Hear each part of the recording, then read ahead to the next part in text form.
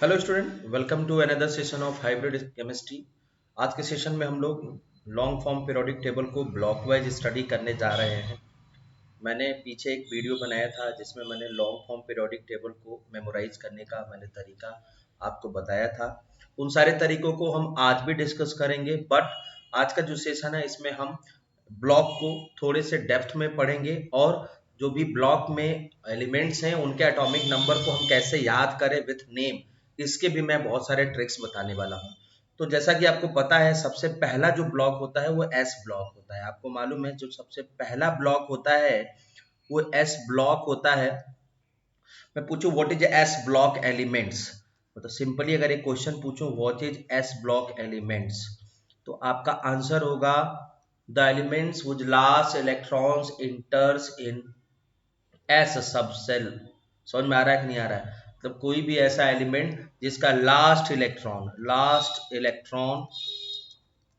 इंटर्स into S सब cell is called बेटा S block element. समझ में आ रहा है कि नहीं आ रहा? S block elements. एंड इसमें एक बात और ध्यान रखना है कि इसमें जो इनर सेल्स होते हैं वो कंप्लीटली फिल्ड होते हैं, and inner shells are completely filled. समझ में आ गया कि नहीं आ गया? अब आप कहोगे कि ये कैसे आइडेंटिफाई करेंगे, तो इसके लिए इलेक्ट्रॉनिक कन्फिग्रेशन का जो स्कीम है उसको हमें फॉलो करना होता है, और इस इलेक्ट्रॉनिक कन्फिग्रेशन की हेल्प से हम देखते हैं कि आखिरी इलेक्ट्रॉन कौन से सब सेल में जा रहा है।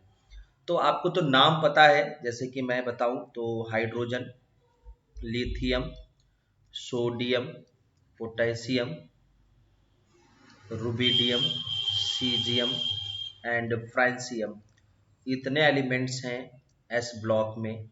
हम लोग अगर मैं बात करूं तो एस ब्लॉक बेसिकली दो ग्रुप्स को कंटेन करता है। एस ब्लॉक जो है वो दो ग्रुप्स को कंटेन करता है, ये मैंने कल की क्लास में बताया था। क्यों?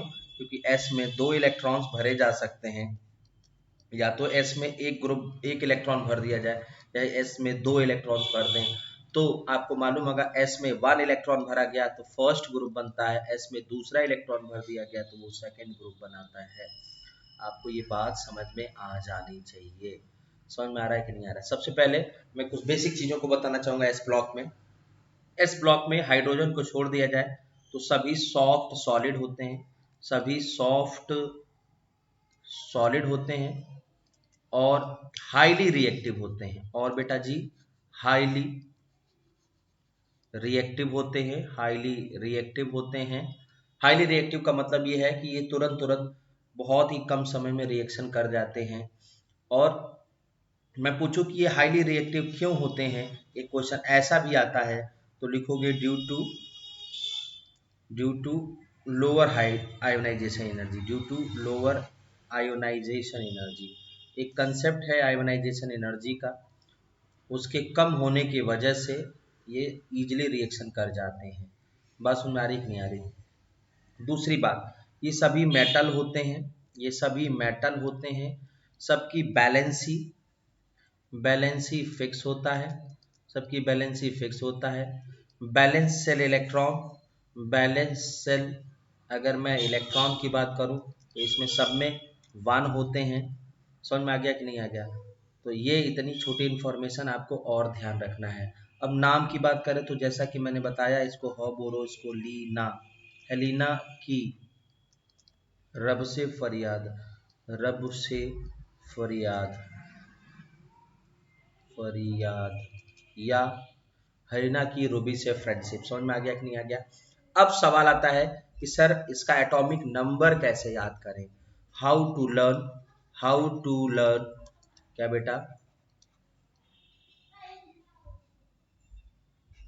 How to learn atomic number. Atomic number याद करने का जो तरीका है मैं आपको बताने जा रहा हूँ। आपको याद रखना है एक मैजिक नंबर। क्या याद रखना है बच्चों? मैजिक नंबर याद रखना है। वो मैजिक नंबर क्या है बेटा जी?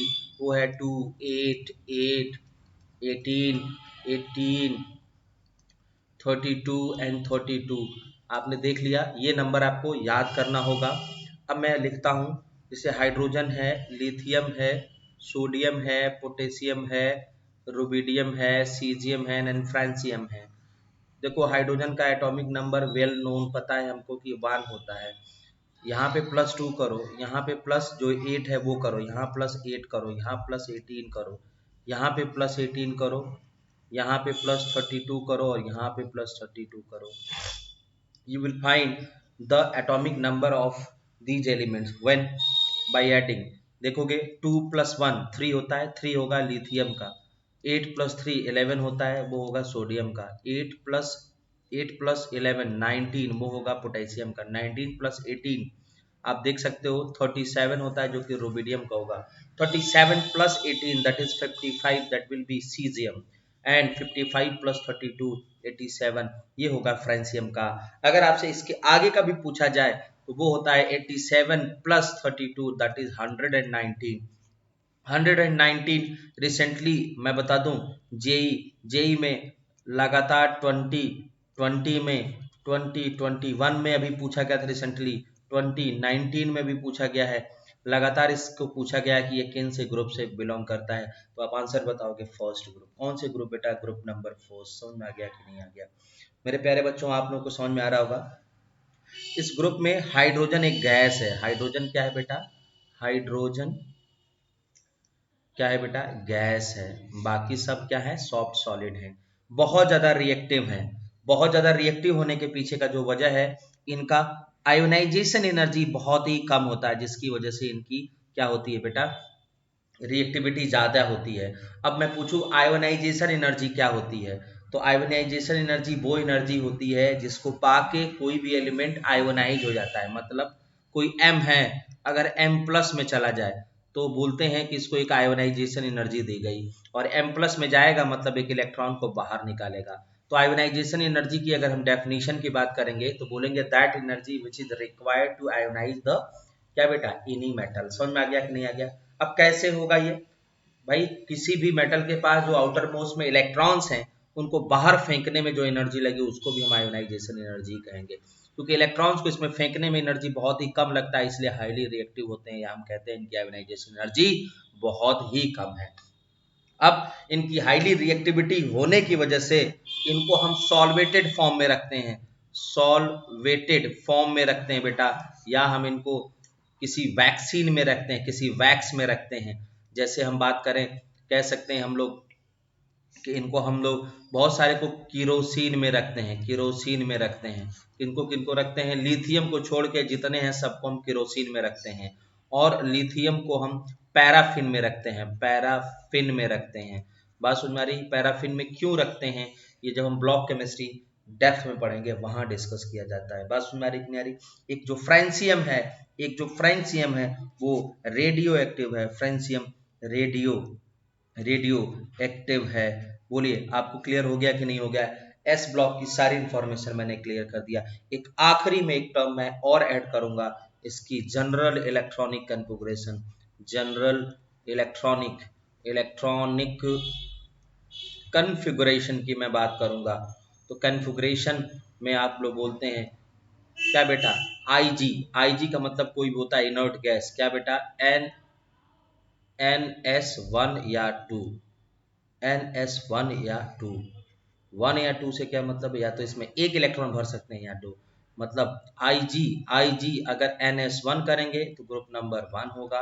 अगर हम IG NS2 करेंगे तो ये ग्रुप नंबर 2 होगा। ये दोनों ग्रुप्स के कन्फिगरेशन है। थोड़ी आपको कंसेप्ट क्लियर हो गया होगा। आई होप आपको चीज़ें समझ में आई होंगी। जो छोटे क्लासेस के बच्चे हैं, लाइक 9th-10th के बच्चे हैं, उनके लिए सिर्फ एटॉमिक नंबर इसका याद करना एक बहुत बड़ा टास्क होता है, और वो बच्चे एटॉमिक नंबर अब याद कर सकते हैं with the help of these magic number. इसके बाद अब हम लोग बात करेंगे इसी ग्रुप में इसी ब्लॉक में एक दूसरा भी ग्रुप होता है जिसका मैं नाम बताऊं, वो होता है ग्रुप नंबर 2। ग्रुप नंबर 2 में कौन कौन होते हैं बेटा? बेटा होता है मांगे मांगे कार, स्कूटर, बापू, राजी। बात सुन रही कि नहीं आ रही? ये बेसिकली रेडियम होता है जो कि रेडियो एक्टिव होता है। बाकी सब क्या होते हैं बेटा? मेटल होते हैं। बाकी सब मेटल होते हैं। बात सुन में आ रही कि नहीं आ रही? बाकी सब क्या होते हैं? मेटल होते हैं। और मैं बताऊं, ये सब जो एलिमेंट्स हैं इनकी भी वैलेंसी, वैलेंसी क्या होती है बेटा, फिक्स होती है, वैलेंसी फिक्स होती है। वो कितना होता है बेटा, 2 होता है। बैलेंस सेल इलेक्ट्रॉन फिक्स होते हैं, बैलेंस सेल इलेक्ट्रॉन कितने होते हैं, फिक्स होते हैं, वो कितने होते हैं बेटा, 2 होते हैं। बस में कि नहीं, सभी सॉलिड होते हैं, सभी क्या होते हैं बेटा, सॉलिड होते हैं, सभी रिएक्टिव होते हैं, सभी रिएक्टिव होते हैं, बट पहले ग्रुप से कम रिएक्टिव होते हैं। रिएक्टिव तो होते हैं लेकिन पहले ग्रुप से कम होते हैं। अब सवाल ये उठता है, अब सवाल उठता है कि इनका कन्फिग्रेशन क्या होगा। इनका कन्फिग्रेशन होगा IgNS2, IgNS2, मतलब ये दूसरे ग्रुप के जो एलिमेंट्स हैं उनका कन्फिग्रेशन यही होगा, beryllium, magnesium, calcium, strontium, barium and radium. Radium एक रेडियो एक्टिव एलिमेंट्स है। जो बेरिलियम की बात करें तो बेरिलियम के बारे में मैं बात करूँ, ये एम्फोटेरिक होता है। कैसा होता है बेटा, एम्फोटेरिक होता है।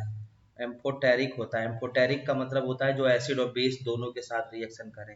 ये बहुत सारे एग्जाम्स में पूछा गया है, बात समझ आ रही कि नहीं आ रही, इस पे भी थोड़ा सा ध्यान रखिएगा आप लोग। अब हम बात करते हैं इनका नाम कैसे याद करें। नाम याद करने का तरीका तो आपको पता चल गया, बेटा मांगे कार स्कूटर बापू राजी, या बिन मैगी के सारी बारात, ऐसे भी याद कर सकते हैं।